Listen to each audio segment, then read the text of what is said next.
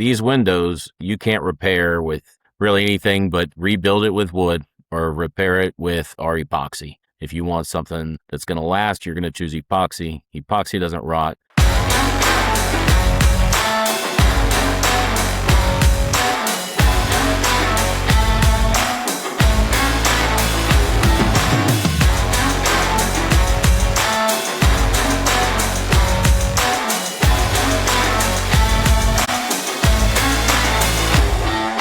Welcome to another episode of Project Deep Dive. Hey, I'm Ty, founder of Preservan, and in this episode, we're going to dive deep into a project that one of our local owners completed in the last year. And in this thing, what we're going to do is we're going to look specifically at a home and what rotted, what decayed on it, why it happened, and what the replacement and repair challenges were, what the cost was, and what the limitations were. And we're going to look at all of this and ultimately how this owner fixed this house, saving the property owner time and thousands of dollars. Well, hey, JW, I am super excited to have you here today. For those of you that don't know, JW is the owner of Preservan Tampa Bay. We've interviewed him a time before when he was getting started. And so here we are again. And I'll share his original interview somewhere in the description. But here we are again. And today we're going to be diving deep into one of his larger projects from last year. So JW, welcome, man. Thanks for having me. Looking forward to getting into some discussions on wood rot repair. Yeah, right. Well, I gotta kick us off here because I've got the picture pulled up here, and what we're going to be doing as we go through this, we kind of walking through our company cam photos that JW and his team took as they were out there assessing the work, doing the work. But I'm just going to start off here. What a beautiful property! It's a beautiful home to get the chance to work on. That it is. They were doing some major renovations and called us out there. And anytime I get a chance to go work in this particular neighborhood over a new suburb, beautiful. It's quite really. Technically, this one's Parkland Estates, but Parkland Estates. Well, very nice. Parkland Estates, yes. Very nice. So tell me a little bit about, I'm a Oklahoman, so everything around here looks really Midwest, but, this is Florida, the stucco. Obviously, we're a wood rot repair company, so we're going to be talking about wood repair, but tell me a little bit about this house. Like, it's in this neighborhood. Is this it looks old, but how old is this house? That house was built in 1993. So it's not that old. At least not to me. Relatively new for Preservan standards, right? Yeah. When we started up, I thought it was going to be a lot of historic 1920s properties, and here we go working on a house built in 1993, and it's been kind of a surprise, but it's been great too, being able to help people of all home ages. Yeah. So do you find, I think you're kind of saying this, do you find that you are on old houses quite a bit? Is that pretty common for you? Or do you see yourself working on newer style houses, like houses built in the 90s and early 2000s? Is it a balance or is it one more than the other? It is. It does seem to be where our bigger projects are on the houses built in the 80s, 90s, early 2000s that put in the wood windows around then. A lot of casement windows we see. Yeah. Some double hung. Okay. And we don't, the wood that they were building with in the 20s seems to really stand the test of time, and the wood from the 80s and 90s doesn't quite seem to, but they're beautiful wood windows, and yeah. I understand why people want them. Man, and yeah, they really kind of make the house here, like from a curb appeal standpoint, they're beautiful. It makes that house look significantly older than it is, and I get why you would want wood windows, and you're right, like old windows, they're from the 20s and 30s and before, they will rot, but the quality of them is just so much higher that they'll have less rot on them than something built in the 80s and 90s. And you said you were surprised. That's what I was surprised about this as well. When I first started, I started a historic window restoration business, but then as people became to kind of know me in my area, the houses kept getting newer and newer and newer. And I realized, like, hey, there's a lot of folks here that have beautiful newer windows that are decaying that sometimes I think need my help as much as the folks with the old houses. So this person here, how did they find out about Preservan Tampa? Well, the homeowner was doing a big renovation on the house, like I said, and his contractor actually reached out to see if we could do something about the windows. I don't know if you know, Ty, but windows are super expensive to replace. So he had us out, and I was able to do one of my most thorough assessments. I had free reign of the home, checked functionality of every window, gave each window a good once over, twice over sometimes, and came up with a good quote that I thought would work for both of us. And they went forward with us. Yeah. And, that's great. So referral project. So a contractor, how did the contractor find out about you? Were they just searching around? Had they met you somewhere else? How did that connection happen? You're testing my memory now. This was this was almost exactly a year ago. I think I went out there, and I believe it was a Google search. But I can't say it wasn't social media. Not exactly sure, but somehow the contractor became aware of us. Had the contractor worked with the homeowner on replacement quotes, or were they knew they wanted to do repair from the very beginning? They had done both, and I don't have the comparison quotes on any of it. I just know ours came out to be around $12,000 for 13 window repairs and 6 sill repairs. So it seemed like a good deal for everyone. They were happy. They were happy with the price because they had gotten the quotes. One thing I will say, so there's and for those of you that are watching this, there is a report that's put out every year by the Journal of Light Construction, and it's called the Cost versus Value Report. And what they do in that is they kind of they collect data from all across the country, and there's some national averages, and you can kind of drill into regional averages and even kind of market averages. From a national average perspective, when you look at replacing wood windows, what you're generally thinking about is and it kind of says this in the details of the report, about $2,000 per window. And that is for a standard window, which would be what they call a double hung. So one window above or one piece of glass over another piece of glass, and then they slide, real basic window in a real basic size. So just standard. And that's going to be 3 foot wide by 5 foot tall. That's the $2,000 average. However, as we'll see when we look through this, and I can already see from this picture, these are not average. These have what you call simulated divided light, so they look like an old wood window. They have that look. They're casement windows. They all look like they could be a little bit larger than 3 foot by 5 foot, and these are all custom. I think every one of these will be a custom ordered window. So, and the other thing too that a lot of people don't know is if this house was built in 1999, you can't buy a matching window. You could buy something maybe it looks like that, but if you replaced just the ones that were rotting, it would stand out. It would be obvious when you were standing in that same room that this was a different window than the other one. And so where a lot of these people get into challenges, not because they have one rotting window, it's because they can't replace just the one and keep their house looking beautiful. And, it's a very expensive house. And so they'd have to replace all of them in the house. And then you're talking about, I don't know, I'd ballpark, there's probably got to be 20 something, maybe 30 something windows on the property. You got to get them all to match. And before you know it, you spend $100,000 or more on windows. So for $12,000 seems like an awesome option. Hey, I want to take a break real quick from this episode and tell you about something I've been working on for a long time. My first book, brand new, called Damn It Feels Good, Knock Down the Cubicle Walls of Your Life with the Built Together Business. This is 5 years of lessons and learning about what it takes to build a franchise system that's more than just a franchise system, but it's really a business that values the mission with local ownership. This big idea of serving people, serving our neighbors while having it done at the local level. It's our principles, it's our values of franchising, and it's all packed in this book. It's a pretty easy read, just over 100 pages, and it's got a ton of stories of real franchisees who are becoming entrepreneurs through franchising. I want to encourage you to grab a copy of it.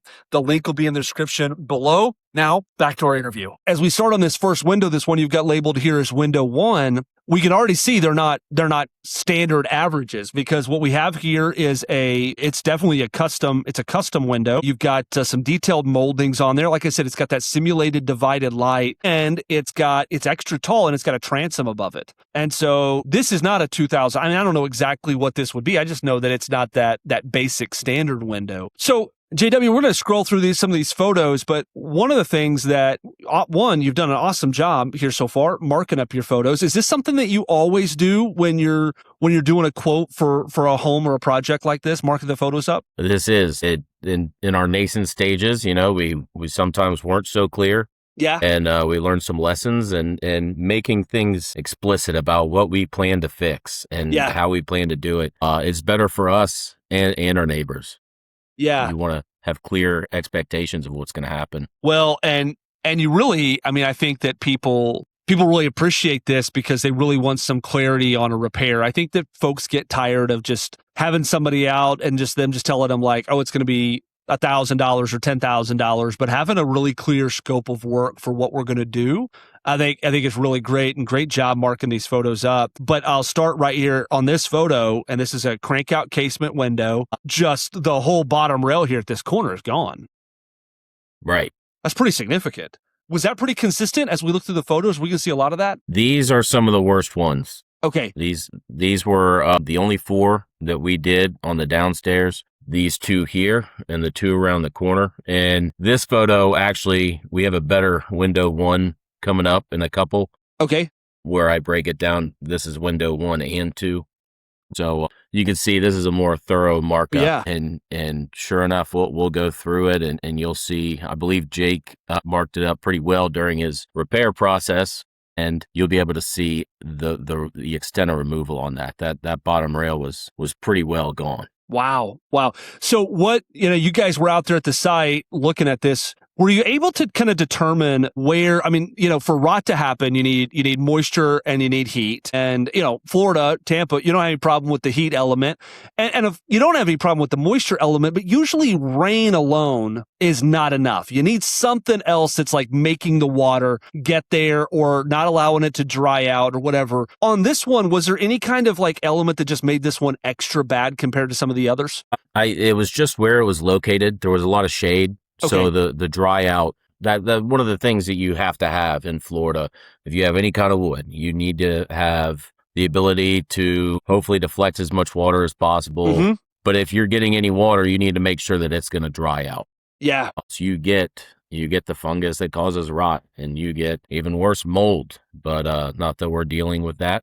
But this rot is what we see in kind of a well-shaded area that is also exposed to the wet elements of our climate. So as a homeowner, if you live in really anywhere in the South, Florida is extra bad, but if you live in anywhere in the South, this is something that you're going to face. And so one of the things that I always encourage people to do is obviously go around and check your house annually, but pay attention to those specific areas like this that are getting a lot of shade that the sun's not getting on them and helping dry out the moisture. Because it could be in Florida, it could be from rain, but out here a little bit further west, it's from the sprinkler system. Because we like to keep our lawns green. And so the sprinkler system, well, heck, they have sprinkler systems all over Florida as well. You guys really like it extra green there. Yeah. Well, and part of the charm of Parkland Estates and Old Hyde Park and New Suburb Beautiful are the tree-lined streets. Yeah. And what do trees provide? A lot of shade. A lot of shade. Tougher to dry out. And I don't believe there was exposure to sprinklers on here. Irrigation was, I don't think, a part of this one. Okay. But man, do we have others that I could show you. But I tell everybody, like, people are always like, how much, I'm like, we could just follow the sprinkler company. Like, I just want to know, like, if I know what neighborhoods have a lot of irrigation and sprinklers, whether I'm in Oklahoma City or I'm in Columbus, Ohio, or Florida, like wherever I'm at, if you can tell me what neighborhood has a beautiful green yard and everybody's running their sprinklers, that right there is a recipe for wood repair. It's a recipe for our business. If you're a homeowner, I encourage you to check your sprinklers and make sure they're not watering your house, because that's a really expensive problem that your sprinklers can be causing. Just scrolling through here. Well, and I'm seeing this one now. One of the things I definitely see, folks, if you have this on your house, you got the barrel tile, you got the gutter. A lot of times the water comes off really hard on that, and then it's just splashing right down here. So you got the shade, you got the roof line bringing the water.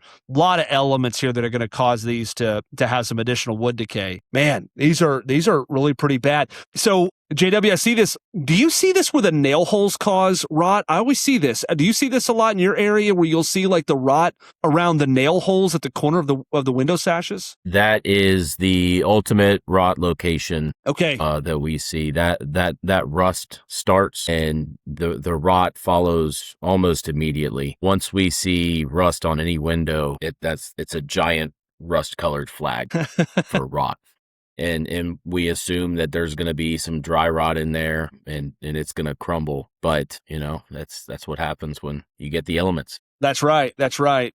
So you also have some second floor windows that you guys, and I like this, man. So, this is the difference between what you're doing and what a replacement company is doing here. Because when I look at this, you're marking it up and you're saying, hey, here's number 5 that needs repair, but here's 6, 7, 8, 9, and 10 that are good. And I think that's probably a pretty big value to the customers we call neighbors that you're working for is we're not here to sell you stuff you don't need. Like that's a pretty big value that I'm guessing people appreciate in your area. For sure. I go on assessments all the time and say, look, this is going to be okay. You just maybe some sanding and painting and it'll be better. I'm not trying to oversell. Everyone needs to be happy at the end of our process or else we're doing the wrong thing.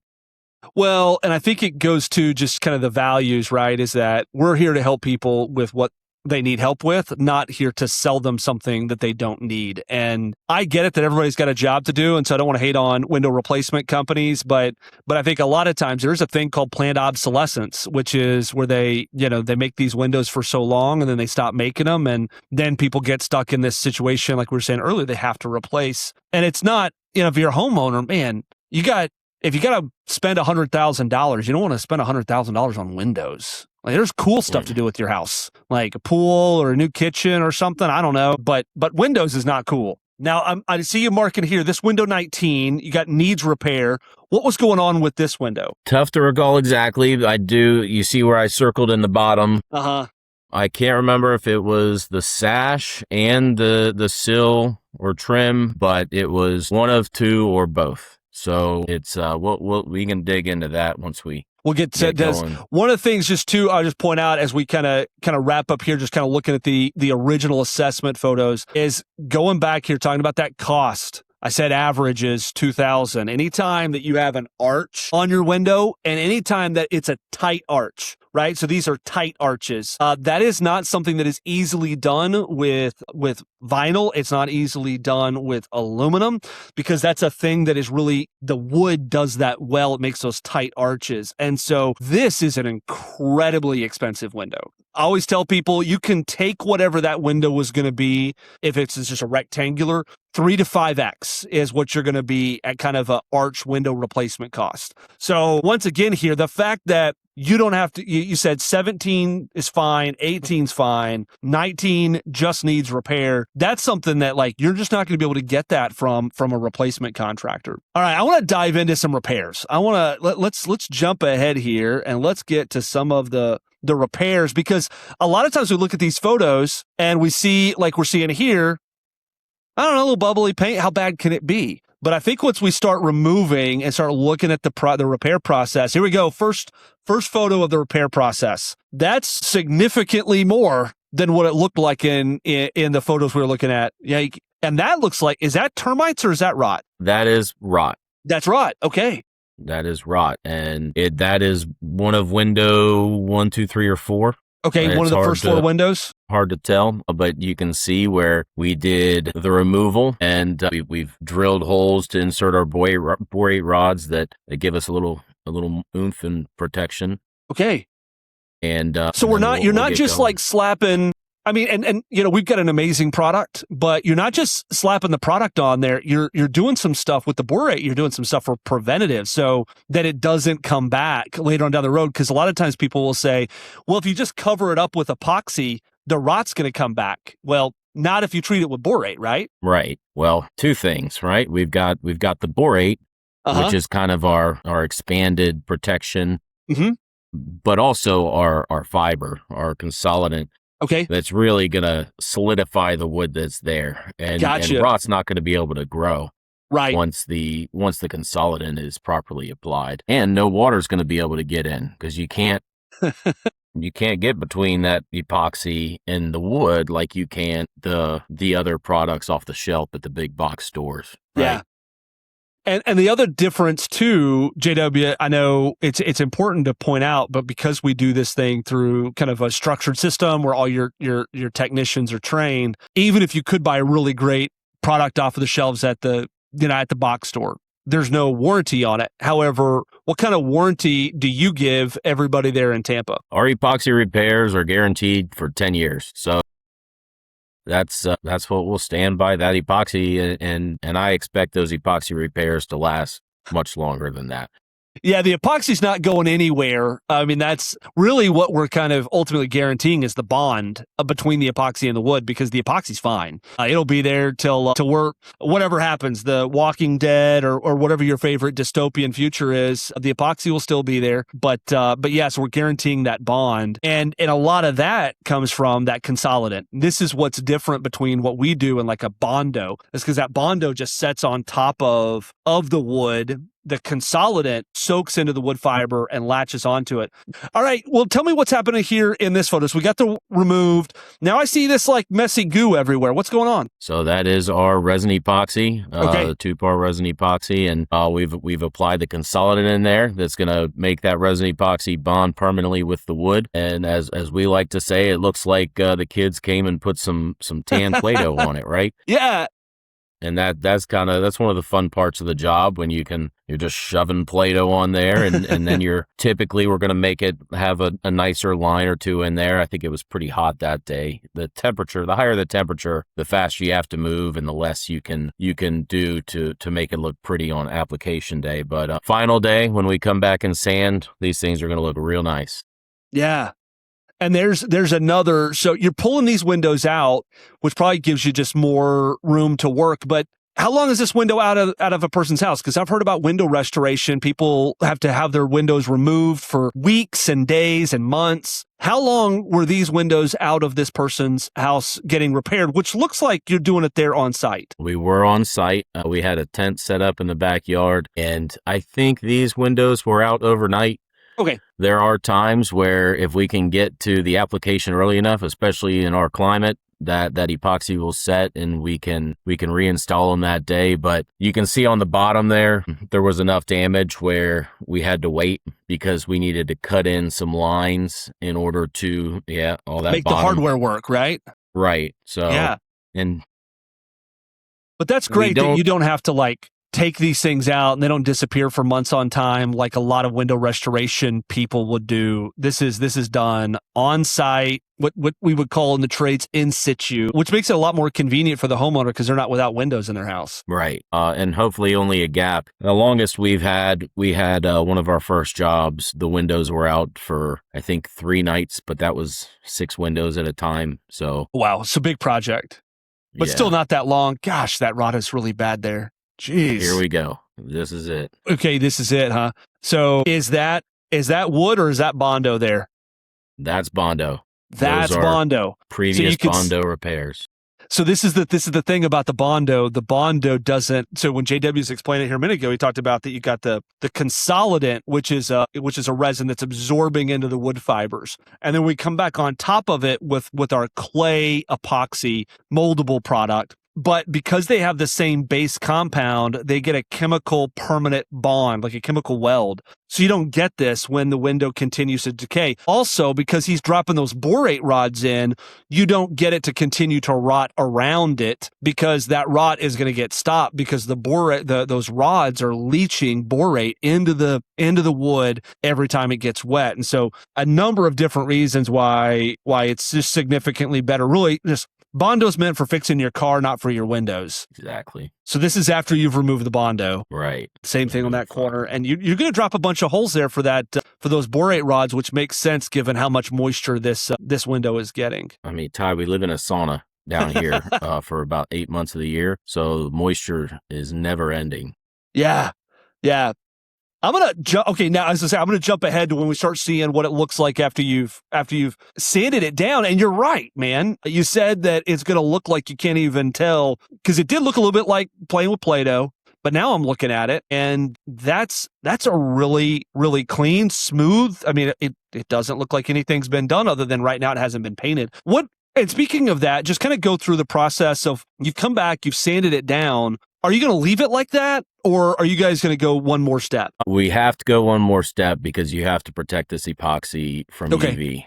Okay, from the UV rays. Gotcha. Right. So we are not painters. We are UV protectors who use paint to do such things. And the only downside to this job, as far as before-after photos go, is they wanted us to use the gray primer because they were having a painter come in after us. I gotcha. I kind of wish I'd have just paint matched anyway, just for these photos. Just to show off a little bit, right? Because it's a beautiful repair. Yeah. Yeah. I mean, it's just so nice being able to see windows look like new. That's and at crazy. A percentage of the cost, right? Yeah, man. So. And now, like, if I didn't know, I would wonder why somebody painted the bottom of the window that color. But now, hold on, I got to go back here because this is really, really important. I'm seeing that the weather stripping is back on, right? Like, so that weather stripping, that bulb that like pokes up underneath the window that keeps the, whether you're in Oklahoma, you're trying to keep the wind or the cold, or you're in Florida, you're trying to keep the bugs out, like the weather stripping is back. So you guys also repaired in this circumstance, not just the wood, but all the mechanical ways that the window works. So from the weather stripping to the hardware to all of it, right? Precisely. They were in much better shape when we put them back in mechanically, man. Climate wise, where so be more energy there's efficient. No more draft in your house, right? Yeah. So I know a big sales point for a window replacement are energy efficiencies, and I would refute some of the numbers that they put out there, especially when you're getting new weather stripping in, and you're going to have an enclosed space again. So the weather outside is going to stay out, and your good air-conditioned air is going to stay in. Yeah, man, JW, these are great. So regardless, sometimes you put a coat of paint on top of it that matches. So you'll match the paint, so it would be that green. But sometimes people do this because they're getting ready to have their house painted, like this with the construction project, and then we just kind of cover it up with a primer or a coat of white. But that makes sense. Man, these look phenomenal. This is just so, like, these are just such beautiful photos. It's such a great project. As we kind of switch gears here, go ahead, man. There are certain materials too where you can't paint those materials dark colors. Yeah. And people use those to do repairs. And we've done that in certain cases, but these windows, you can't repair with really anything but rebuild it with wood or repair it with our epoxy. If you want something that's going to last, you're going to choose epoxy. Epoxy doesn't rot. That's right. Give you the 10-year guarantee. Mm-hmm. And then you can paint it what you want to. So. Yeah, man, such an incredible job, incredible work. It looks like it was a lot of work, though. So kind of break down how many days did this take you and your team to get it done? So at the time, I had 2 technicians, and I had both of them on this for 5 working days. And at the end of the 5 days, all the windows had been reinstalled. Hardware didn't need to be replaced, which was really nice. And everything was working better than it was when we started, as well as the weather stripping. So 5 days, 2 technicians. Is this the only project that you guys worked on that week, or were there some other projects you guys were kind of filling in, small stuff here and there? That week, that was the only project they were on. So just like they just focused in on this one, knocked it out.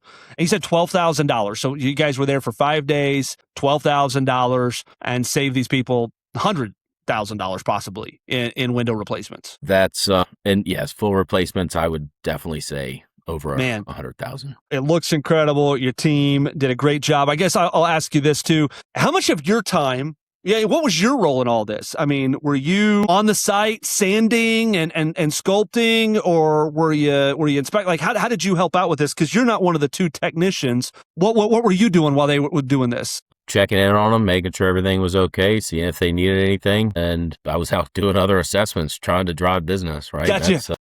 Getting the next project. So the guys are able to work while you're out there hustling, getting the next project. Have you gotten any other jobs in this neighborhood since then? Yes. Actually, right across the street, I was able to give his directly across the street neighbor a quote that week. And, she sat on it for a while. And sure enough, earlier this year, a couple months ago, she called back and said, hey, I think I'm ready to move forward with these repairs. And we double checked the quote and said, hey, it looks good. And we wrapped her job up about 4 weeks ago now. So you said two things that I love about what we do. And about one is that, you're there on the site and people get curious. You got the yard sign in the yard. You got the branded vehicles. The neighbors see what's going on. And these communities, it's not uncommon to have someone like walk across the street and say, hey, can you come over to my house and take a look? I think I got the same problem, because they all do. Because I can see that house next door's got, it looks like it's got wood windows there. And so you can kind of just grow and kind of really serve in this neighborhood. The other is that wood rot doesn't go anywhere. It doesn't magically fix itself. And so you might give somebody a quote and they might not say yes today, but chances are 3 weeks from now, 3 months from now, heck, I've been doing this long enough, 3 years from now, they call you up and they're like, I'm ready. And it might be worse. And if you're in Florida, it's going to be a whole lot worse if you wait more than about 3 weeks. If you wait 3 years, the window might be gone, but it's still there. You're still there to help people get it fixed. JW, from the perspective, I mean, you primarily worked with the contractor, but you also worked for the homeowner there, the neighbor. How did they like the work? Were they happy with it? Was this what they were looking for? What was the general feeling from them? He loved it. I stopped by a month later. I was driving by. I saw him out. I stopped, and he had one of his daughters there. They're like, "Oh yeah, you did really good work." And yeah. It feels good to be able to help people out. I think this is one of our best projects, just in every way. Yeah. Well, Jay, I mean, I love that. I said earlier, like, we don't have customers, we have neighbors, and that's why, because you're still out there in the community, you're still connected with the people, you're checking in, talking to them after the project's been done. Heck, a lot of contractors out there dread facing their previous job, people they've worked for in the past, because they know that they overpromised and they underdelivered. But it sounds like that's not the fear that you have when you drive down this street, that they're going to wave you down and you got to hide around the corner because you delivered exactly what you promised here, and probably even went above and beyond. And so you can kind of hold your head high and really be a neighbor to these folks. So incredible work there. You already kind of said it, but my last question always is, from your perspective, was it good for your business? I mean, you want to serve people, you want to do amazing work, but you also want to be good for your business. Was it a good project financially? Were you satisfied with the results? I was very satisfied. Helped us have, it kind of made the whole month. It was just the ideal project for, marketing photos, for the revenue to support 2 employees at the time. I know that there are people around South Tampa, around St. Pete, who have these, 90s wood windows, and I just beg them to call me before you go sign a contract to replace all of them. Yeah, though, JW, I'm sure it's the same for you as it is for me. My least favorite phrase is, I wish I would have known about you 3 weeks ago, 3 months ago. Man, it's a gut punch. And that's why we're doing this. That's why we're doing this podcast. That's why we're sharing this stuff out here, is because, and to JW, I'll kind of tee this up to close this out. If you live in Tampa, heck, if you live anywhere, you need to be checking to see if you have a local Preservan, because it doesn't cost you anything to get a quote to see if we can save you some money. So you want to check in, and then ultimately, if there's not a Preservan there, you might be the right person. You might know the right person to get one opened up, because wood rot happens. I mean, unless you're in Las Vegas or maybe Phoenix, your wood's rotting in your area. So it's a really great way to serve your community. JW, thank you so much for joining me today, walking us through the project. You and your team did some amazing work, and are excited to see everything else you guys are going to continue to do as you serve the Tampa St. Pete area, man. Awesome. Thanks for having me. Thank you so much for watching this video. I hope you got a whole lot of value from it. If you did, do me a favor. Subscribe to the channel, hit the little bell so you can get notified, so you can get these videos every single time we put one out. And if you live in this area, the area that we talked about in the video, I want to encourage you to reach out to us. Just go to preservan.com and fill out the form, and we want to get this local owner connected with you to help you save time and money in your property repairs. And maybe you've watched this video and you're thinking to yourself, I think that Preservan is needed in my city. And heck, I even think I'm the person to open it up. I want you to go back to preservan.com. There's a section that says franchise. Click that link, fill out the forms, and you and I will actually get connected. And if you want to just skip all of that and go even faster, you can find me on LinkedIn. Just go to LinkedIn, search Ty McBride. You'll find me there, and we can get connected and have a conversation about what it would look like to start a Preservan in your local area. I'll see you guys later.